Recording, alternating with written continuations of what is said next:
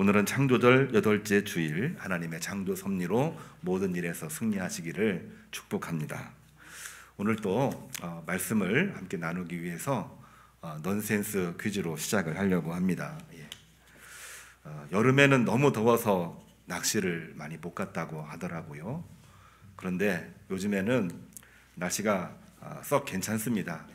그래서 많은 분들이 낚시를 가는데 다들 그 느낌이 있으시지만 남자 여자 같이 가는 낚시는 물론 없는 건 아닌데 그렇게 많지는 않습니다. 남자들 중심으로 많이 가다 보니까 남성 중심의 문화처럼 보여지고 있는데 퀴즈 나갑니다. 오늘은 조금 어려워요. 그러니까 조금 더 깊이 생각을 하시고 맞춰보시기를 바랍니다. 남자들만 낚시 가는 것을 5자로 요약을 하면은 뭐라고 할 수가 있겠습니까?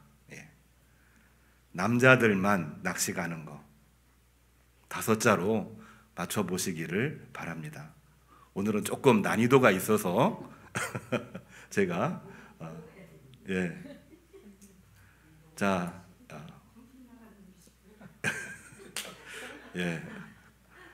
제가 말씀을 드리겠습니다. 보이스 피싱이라고 합니다.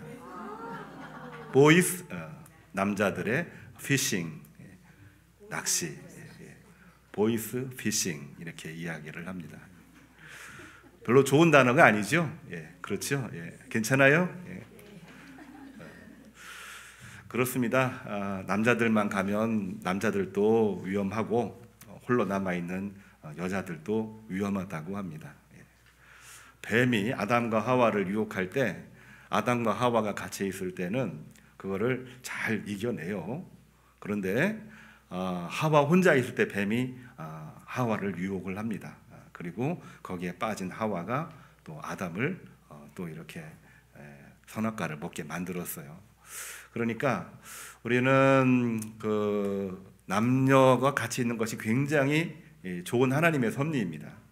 신세대와 구세대가 같이 있는 것도 굉장히 좋은 조합입니다. 뿐만 아니라 오늘날 여러 다양한 견해가 함께 모여 있는 것도 사실은 건강한 것임을 우리는 기억을 해볼 필요가 있습니다. 보이스 피싱, 이거는 보이스 남자들의 피싱 낚시하는 것 이렇게 해석할 수 있는데 이 보이스를요 우리의 목소리 보이스 이렇게 바꿔버리면 그건 뭔가요? 그건 속이는 거죠. 보이스 피싱 혹시 당해본 경험이 있는 교우님들 계십니까? 저는 몇 번 당할 뻔하다가 이제 벗어난 그런 경우가 있는데 저도 굉장히 예민하고 잘 안다고 생각을 하는데 전화 소리에 나도 모르게 넘어갈 경우가 있어요. 전화로 우리를 속이는 거죠. 경찰서다, 검찰이다, 그리고 은행에 무슨 문제가 생겼다, 차량에 누가 신고가 들어왔는데 그거 해결하려면은 전화번호가 필요하고 계좌번호가 필요하고 이거 조심하라고 파출소마다 많이 써 있잖아요. 그렇죠?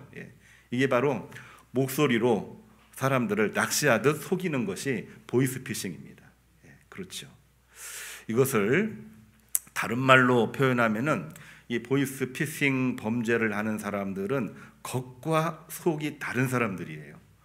겉으로는 그럴듯하게 말하지만 속에는 우리를 속여서 우리의 어떤 소유물을 빼앗아가거나 우리로 하여금 아주 큰 어려움에 처하게 만드는 범죄에 해당하는 겁니다. 그렇죠?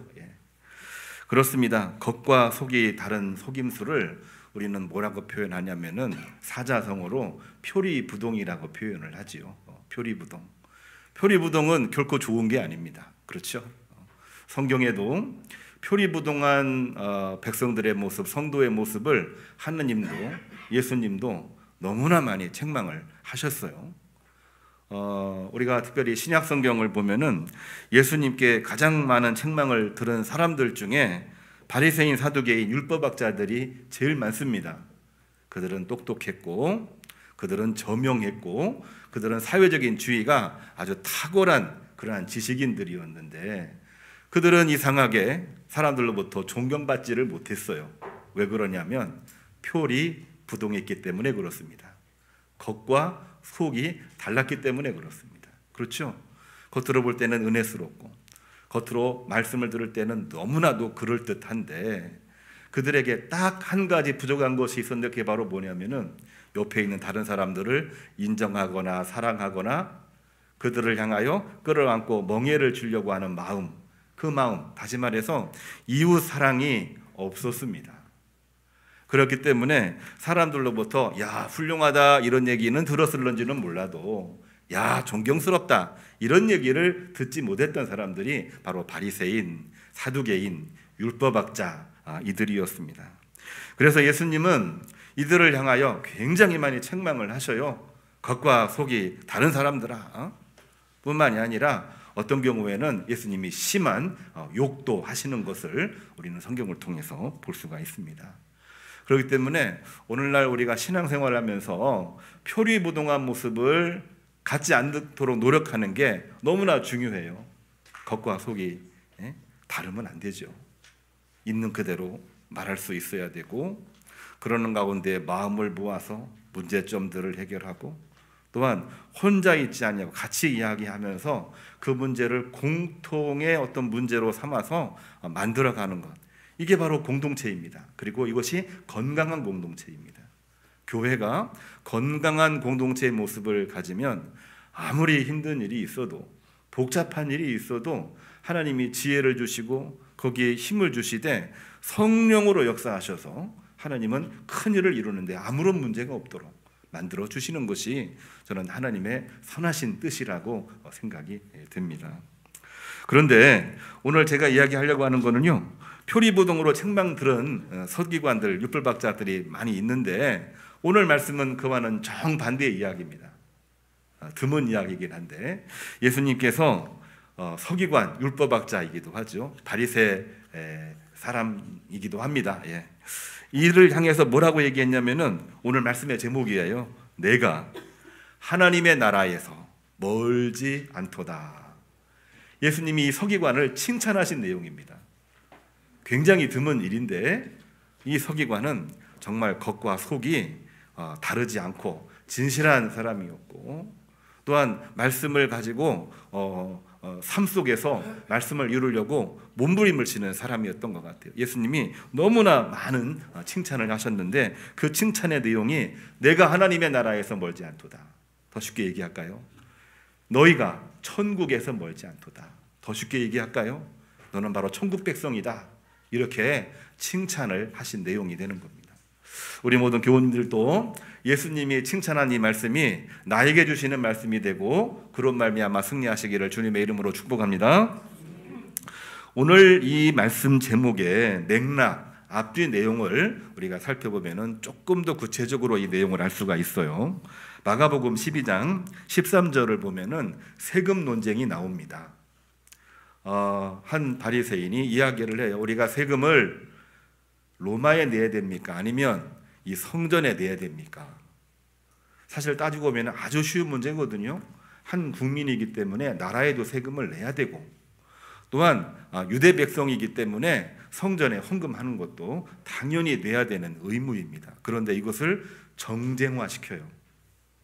하나만 내야 된다라는 것으로 못을 박아놓고 하나님께 내라고 하면은 로마의 법을 어기는 것으로 고소고발 뿐만이 아니라 이 로마에 내라고 하면은 성전에는 낼 필요가 없다는 식으로 갈라치기 하면서 그들은 로마 이 현행법을 어기는 사람으로 이렇게 이제 만들어서 온 나라가 정말 이 불필요한 논쟁에 휩싸여서 서로 이렇게 질시하는 그런 상황입니다. 그때 예수님 뭐라고 얘기했나요? 가이사의 것은 가이사에게, 하나님의 것은 하나님에게 명쾌한 답변을 하십니다. 뿐만이 아니라 18절에 부활 논쟁에 관한 것도 우리는 부활에 대한 믿음을 가지고 있지만 옛날 사두개인들은 부활에 대한 믿음이 없었어요. 그래서 부활이 되면은 형제 자매였던 남편과 아내였던 사람 어떻게 됩니까? 그런 것으로 예수님을 아주 난처하게 만들었는데 예수님 답변 너무 간단하지요. 너희가 생각하는 부활과 하나님이 말씀하시는 부활은 근본적으로 다르다 이렇게 말씀을 하시면서 사람의 생각 가지고 이렇게 갈라치기 하고 분열되고 스스로 몰락하지 말아라 하면서 아주 정확하게 답변을 하십니다. 예수님의 답변은 그냥 학자들의 답변이 아니었고요. 예수님의 답변은 어떤 그 합리적인 그 답변을 뛰어넘습니다. 아주 초월적인 답변이지요.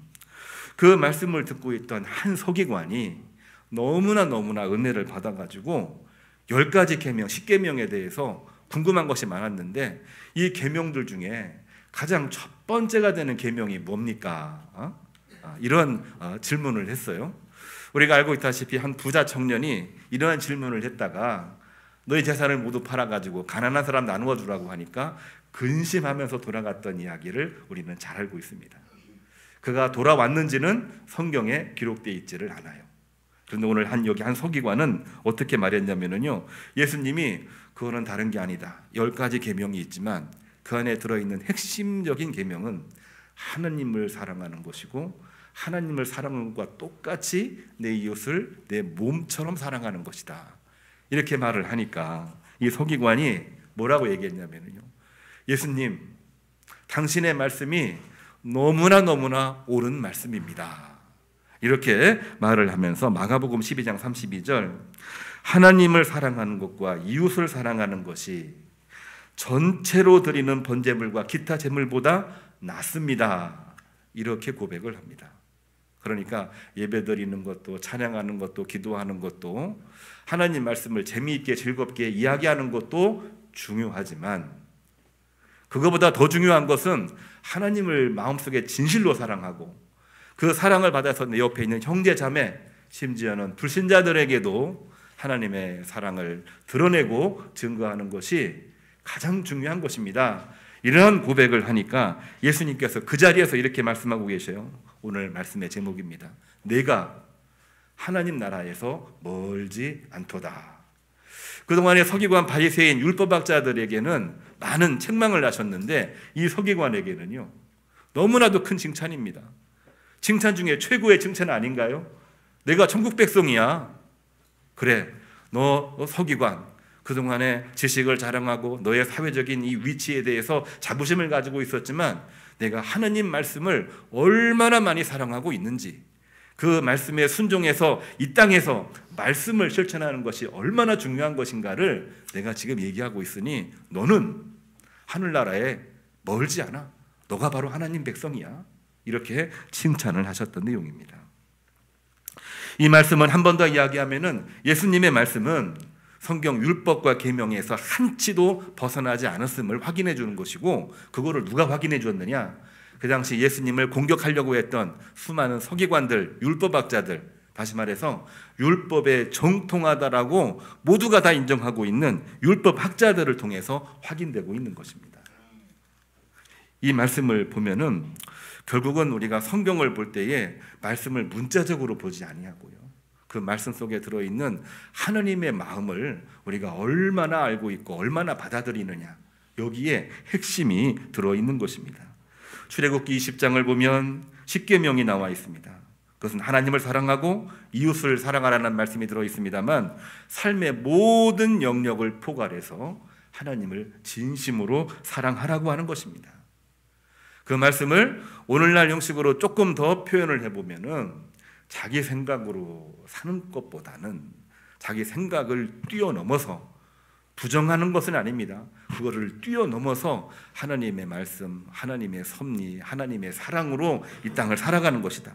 다시 말해서 자기 자신을 초월하며 살아가는 것이 바로 이것이 정말 이 계명과 또한 율법의 정신이라 이렇게 말하고 있는 것이죠. 우리는 종종 그런 생각을 하기도 하고 표현하기도 합니다.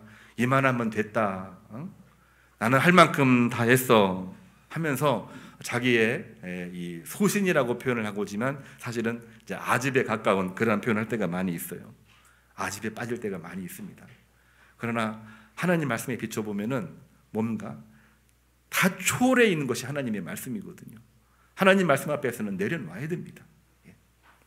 뿐만이 아니라 그것을 견디지 못해가지고 사람들은 하나님 말씀을 대신할 수 있는 그 뭔가를 만들어내려고 그래요. 그게 바로 뭡니까? 우상이거든요.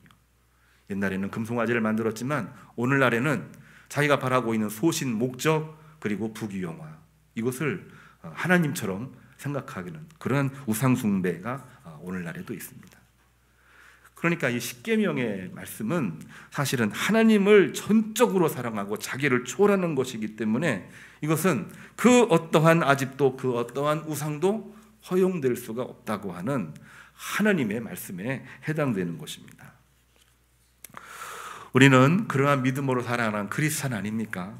그러한 크리스찬이기 때문에 그 말씀을 담고 살아야 되는데, 그거를 어떻게 증명을 하고 그거를 어떻게 표현하고 그거를 어떻게 우리가 마음속에 확신으로 가질 수가 있을까요? 결코 쉬운 이야기는 아닙니다. 우리도 신앙생활하고 있지만 나는 잘하는데 상대방은 못하는 것처럼 보일 때가 있지 않습니까? 그렇죠? 크리스찬 내부에도, 크리스찬들끼리도 마음이 합해지지 못하는 것을 우리가 종종 발견할 때가 있는데, 이에 대해서 예수님도 말씀하셨고 사도 요한도 이야기했고 사도 바울도 이야기한 내용을 오늘 같이 있는 병행구절에서 그 말씀을 이야기하고 있습니다. 사도 요한은 요한일서 4장 20절에 이렇게 이야기하고 있습니다. 우리가 많이 들었던 말씀인데요, 누구든지 하나님을 사랑한다 하고 그 형제를 미워하면 이는 뭐하는 자요? 거짓말하는 자요. 하나님을 사랑한다고 하면서 형제를 미워하는 사람이 우리 안에 혹시 있나요? 예, 말이 좀 길어서 우리가 그러는데, 이 형제 자매 이웃 사실 좀 배기 싫을 때가 있어요. 근데 그런 때에도 긍휼히 여기는 마음, 안타까워하는 마음을 가지는 것은 뭐 당연한 건데, 미워하는 마음을 가지는 그 순간 우리는 하나님을 사랑한다 말하지 말아라. 사도 요한이 분명하게 이야기를 했습니다. 뭐라고 얘기했냐면요, 보는 바 그 형제를 사랑하지 아니하는 자는, 보이는 형제를 사랑하지 아니하는 자는 보이지 않는 하나님을 사랑한다 결코 말할 수 없다. 사도 요한은 딱 잘라서 이렇게 이야기를 했습니다. 요한일서 3장 10절을 보면은요, 무릇 의의를 행치 않는 자나 그 형제를 사랑하지 않는 자는 하나님께 속하지 아니하고, 요한일서 3장 14절을 보면은 이들은 하나님께 머물러 있는 것이 아니라 어디에 머물러 있다? 사망에 머물러 있다. 그러므로 요한일서 3장 18절, 혀로만 사랑하지 말고 행함과 진실함으로 하자 그랬습니다. 우리가 믿는 사람이기 때문에 어떨 때는 그냥 마음 없이 이야기할 때가 있잖아요. 우리 젊은 청년들한테는 영혼 없이 이야기한다, 그런 표현들을 많이 쓰더라고요. 혀로 하지 말고 행함과 진실함으로 하자. 그러할 때 거기에 하나님이 우리에게 은혜를 내려주시고, 그러할 때 거기에 기적이 있고, 그러할 때 복이 있는 것입니다. 이 말씀을 한마디로 다시 한번 요약해 보면, 우리는 이웃사랑이라고 하는 것이 하나님의 사랑을 하고 있다는 것을 확증해지고 있는 증거라고 하는 것입니다. 하나님 사랑과 이웃사랑을 별개로 생각을 할 때에 우리는 종교 형식주의에 빠집니다. 신앙의 형식주의에 빠집니다. 예수님이 책망하셨던 바리새적 율법주의에 빠지기 쉽습니다. 그러므로 예수님이 그 서기관을 일부러 칭찬을 하셨어요. 칭찬은 우리에게 좋은 건데, 이 칭찬의 이 말을 한번 뒤집어서 보면은 이 칭찬 속에는 사실 뭐가 들어있냐면요, 하나님을 사랑한다고 말하면서 이웃을 사랑하지 아니하는 바리새주의 율법주의자들, 서기관들, 오랫동안 신앙생활을 했다고 하는 아주 정말 믿음이 좋다고 생각하는 사람들, 그들을 사실은 책망하고 있는 겁니다. 더 간단하게 오늘 말씀을 한번 요약해 봅니다. 우리가 2024년 10월 셋째 주일을 지나고 있는데요, 신앙생활 우리가 오랫동안 해왔지 않습니까? 또 진실하게 살려고 몸부림을 쳐왔는데요, 그 일을 우리가 계속해 나가야 됩니다. 그렇지만 예수님 말씀에 비추어서 우리가 한 번 더 생각을 해본다고 한다면은 우리 옆에 있는 형제자매 이웃을 진실로 사랑하시기를 주님의 이름으로 축복합니다. 우리 가족 중에 믿는 자도 있고 불신자도 있습니다. 믿는 자 사랑하지요. 믿지 않는 자도 진실로 사랑하시기를 바랍니다. 조금 몸이 아프고 또한 어렵고 아직 믿음이 완전하게 자라지 않는 자들, 그들도 분명하게 있습니다. 그들도 진실로 사랑하시기를 바랍니다. 이것이 바로 예수님의 뜻입니다. 예수님의 말씀입니다. 때를 얻든지 때를 얻지 못하든지 우리가 복음을 전할 때 하나님께서는 거기에 복이 있다, 거기에 기적이 있다, 교회 시대의 관점으로 얘기하면은 거기에 교회 부흥이 있고 거기에 성도의 부흥이 있는 것입니다. 우리 모두에게 복이 있는 것입니다. 그랬기 때문에 사도 바울은 빌립보서 4장 8절에 이렇게 이야기하고 있습니다. 빌립보 교회에 이야기하는 내용이고요. 우리 교회에서도 신방할 때마다 신방하는 가정에 많이 선포하고 있는 이 신방 구절이기도 해요. 이렇게 이야기합니다. 그러므로 성도 여러분, 우리는 크리스찬입니다. 무엇에든지 참되고 무엇에든지 경건하고 무엇에든지 오르며 정결하며 무엇에든지 사랑받을 만하며 칭찬받을 만하며, 우리 해야 될 일은 바로 이러한 일입니다. 혀로 하는 것이 아니라 행함과 진실로 하되 참되며 경건하며 오르며 정결하며 사랑과 칭찬받을 만하며 무슨 덕이나 기림이 있든지 너희는 배우고 받고 듣고 본 바를 행하라. 몇 번 강조하고 있습니까? 제가 볼 때는 한 12번 강조하고 있는 것 같아요. 우리 크리스찬은 그러한 마음을 가지고 살아가는 겁니다. 그러한 마음을 가진 것을 하나님의 품성을 품었다고 이야기하고, 하나님의 품성을 품고 있는 것을 영성이 있다고 이야기하고, 그 영성을 통해서 많은 믿지 않는 사람들이 하나님의 얼굴을 보는 것입니다. 그 과정을 통해서 예수님의 마음을 느끼게 되는 것입니다. 그럴 때 그들이 주 앞에 나와 예수님을 나의 구주로 용접하고 입으로 시인하며 복을 누리는 은혜를 함께 누릴 수가 있는 것입니다. 빌립보서에 나와 있는 바울의 이야기는 이 이야기로 끝나지 않습니다. 4장 8절부터 이야기했는데요, 13절을 보면은 우리가 너무나 좋아하는 말씀이지요. 안 될 것처럼 보이느냐? 그러나 내가 너와 함께 하겠다. 너무나도 유명한 말씀인데요, 내게 능력 주시는 자 안에서 내가 모든 것을 할 수 있느니라. 아멘. 이 말씀을 주셨어요. 우리가 그 말씀을 하고 사는 게 중요합니다. 그 말씀을 하고 살면은 마음속에 그 말씀이 들어가야 됩니다. 우리 마음속에 이미 천국이 돼 있어야 되는 것입니다. 그렇지 않고 살아가는 자들에게 복이 있을 수가 없는 것입니다.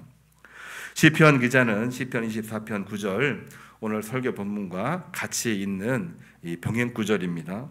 영원한 분들아 들릴지어다 영광의 왕이 들어가시리로다. 영광의 왕이 누구시냐? 만군의 여호와가 곧 영광의 왕이시니라. 하나님께서 이 땅 우리에게 내려오신 거예요. 내려오셨어요. 뭐 때문에? 우리를 사랑하시는 마음으로. 그러므로 우리는 어떻게 해야 됩니까? 우리도 그 마음을 가지고 옆에 있는 형제 자매에게 손을 내미는 겁니다. 내가 먼저 손을 내미는 겁니다. 함께하기 어려운 사람들에게도 우리가 먼저 손을 내미는 겁니다. 손을 내밀지 못하면 바리새주의에 빠지는 겁니다. 하나님을 사랑한다고 말하지만 형제를 사랑할 수 없는 상황에 이른다라고 한다면은 우리는 바리새 율법주의에 빠질 수밖에 없는 거죠. 한국 교회가 사랑을 잃었다고 표현하는 이유가 과연 뭘까요?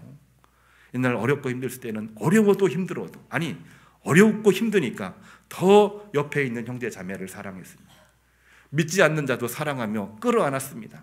십자가를 지듯이 끌어안고 믿음으로 나갔습니다. 하나님이 복을 주셔서 크게 번성하고 부흥을 냈습니다.